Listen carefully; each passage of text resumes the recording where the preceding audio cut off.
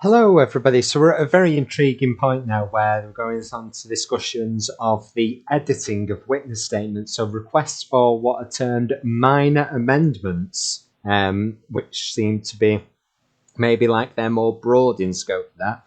Requests from Gaerwen Road from the Post Office Investigations team and discussions about said witness statements, both within Fujitsu and Post Office and between them. Let's jump straight into the inquiry. And then the paragraph below, on a separate matter, I also require a witness statement in respect of the following ARQs, and he gives some ARQ numbers, all of which relate to Gaerwen sub post office. We need the usual. We need the usual. So that framing of language suggests that at this point, they're very much aware that this is becoming a very standard and common request at this point in March 2006. Covering the analysis and gives a period. And he says, Penny, you may recall this one, which relates to nil transactions. My previous emails dated the 14th, 21st, and 25th of October refer. I mean, look at that, leave out paragraphs H, B, and J. So please write your own witness statement, but leave out these paragraphs and make sure you keep in paragraph K from the standard template. Well, surely that's not right. Surely witness should be providing their own statement. Using the template's one thing, saying make sure you sign it off without this, but with this. Seems like it's worthy of further investigation. If we scroll up to page 5, please.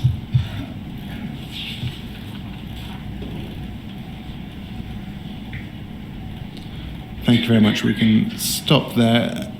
We now have an email from Mr. Ward to that Fujitsu general address, but now it's copied to you. Yep. So he will be able to see the emails previous to that now, as he's been copied into it. So Peter Sewell should be able to see these emails now, including the ones before. And it says, Brian, Penny, Nena, can I inquire when the Gaerwen statement will be ready, please? Bold paragraph below, as it is required for the submission of prosecution committal papers, which have to be in by the end of the week. Yep. Also, have you made any progress in deciding whether a similar statement as to the one previously prepared by Bill Mitchell will be possible in the Torquay Road and Marine Drive cases if we require one? Can you assist us with why you were...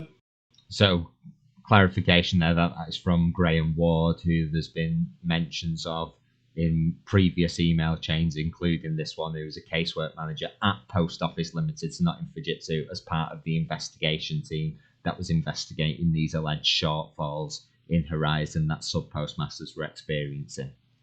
Copied into that email? No. I think I was copied in a lot of things just to make me aware, but no, had nothing to do with the statement. And is that... Well, yeah, but if you're copied in to make you aware, then surely that's an implicit acceptance that you were aware of what was happening at the time. That because you were part of quite a small team? Yes, I think so. If we scroll up slightly, thank you very much. You're still copied into this email. You're copied in, yes.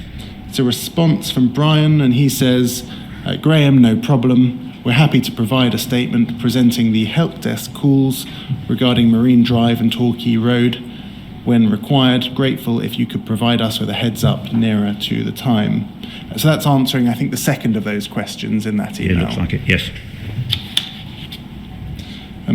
Could we please turn to the bottom of page 3 and into page 4, please? Thank you. So we have here an email from Gaerwen Road to Brian Pinder and others, but you're not copied in at this stage, although I think you did receive the chain, and we'll come to look at that. But if we scroll down, please, scroll down to the bottom of page 3. So I think you might need to scroll up, page 3. Thank you. So it's the bottom email right there from Gaerwen Road to Brian Pinder. As I say, you're not a direct recipient of that, although we'll look at the entire chain, because I think... So at this point there, Graham at the Post Office, Gaerwen Road at the Post Office Investigations team is being sent a draft witness statement to see if it meets his requirements. Well, surely the requirement is for the truth. So you put down what is the truth and then send it off. But there seems to be some conversation here between Fujitsu and the post office to say, is this what you wanted? With an implicit acceptance almost that maybe if it's not, we can change it. You do possibly appear again. It says as follows: Brian, I'll get back to you once I've confirmed whether we need these statements or not in respect of Torquay Road and Marine Drive. Can I also take this opportunity to clarify our requirements in respect of the Gaerwen statement? In this case, the subpostmaster is blaming Horizon for his losses, claiming that for various banking-related transactions, the counter desktop records amounts entered for payment, but then shows nil when the transaction log is printed. And it is this we need to refute. We need to refute it. Not we need to investigate it to find out what's happening, to see whether this rebuttal has any substance, but we just need to refute it. Just pausing there, as at this period, so March 2006, were you aware of complaints being made by sub-postmasters blaming Horizon for losses? No, sir. Despite being copied into the email chain at various points. You weren't aware of that? No. Various emails passed between myself and your team on this matter, and the reply below was received from Penny on the 20th of October 2005. And then the next paragraph appears to be a quote from an email that had passed between himself and Penny Thomas. So let's have a look at that. So nil transactions could also be caused by errors in the PIN pad. We saw in the drama, Mr. Bates versus the Post Office, that the PIN pad used in one case that mysteriously went missing and then was admitted got sent off for repair because it wasn't working, had issues. Counter agents or host code depended on what constitutes a nil transaction. This cannot be determined without access to the appropriate system logs, because obviously pre-Horizon with the paper logs, the sub-postmasters had access to the information they needed to prove what had happened. Now it's all being held in a central data center, I think in the northwest of the country. They didn't have access to that data. They needed that from Fujitsu to prove it. Penny also sent with the respective ARQ data additional spreadsheets which showed all nil transactions for the periods, and they are attached there as Excel documents. We therefore require the usual statement producing the transaction and event logs. Penny has sent me a draft and I have suggested one or two minor amendments. We will also need the above spreadsheets produced by whoever put them together, explain the headings and under what circumstances nil transactions can occur. Finally, to cover all angles, I would also like to produce the call logs during the entire period, 1st of November 2004 to the 30th of November 2005, so we can see whether the postmaster ever reported this alleged fault with the system. So what they're saying is, he's now saying there's a fault.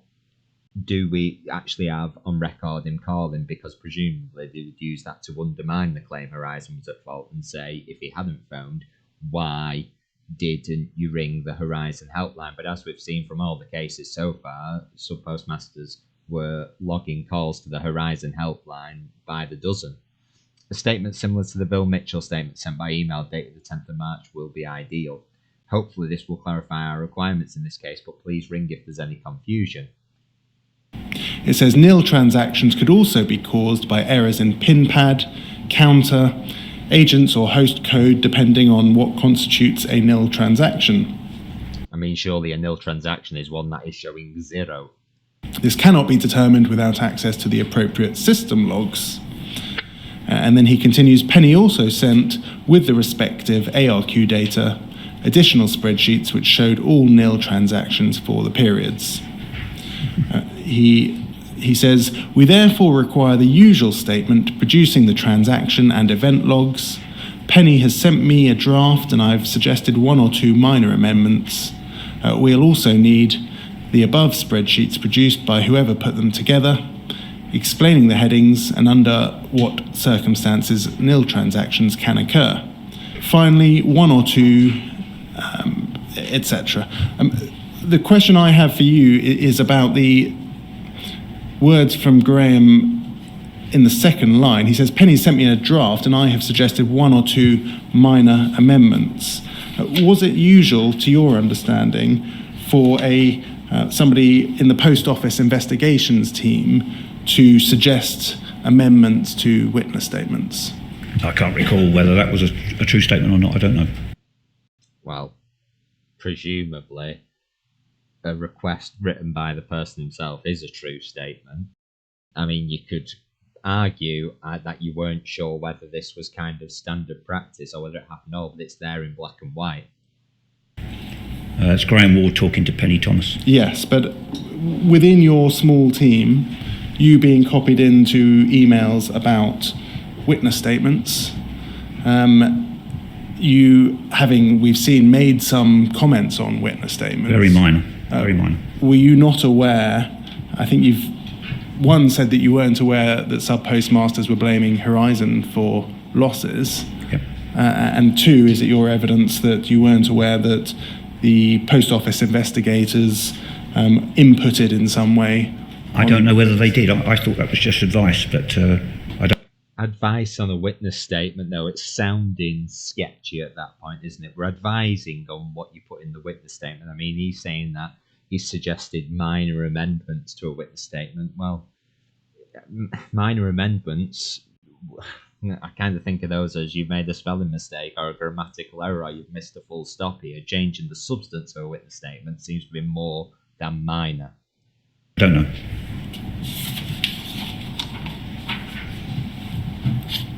Can we turn to the first page, please? Email from Nina Lothar, so within your team, to Gareth Jenkins. Yes. And she says, "Hi, Gareth. I've updated your witness statement with all the column headings you explained to me earlier. I'm going to now take you to the witness statement that was attached to this email, and that's FUJ 001-22198.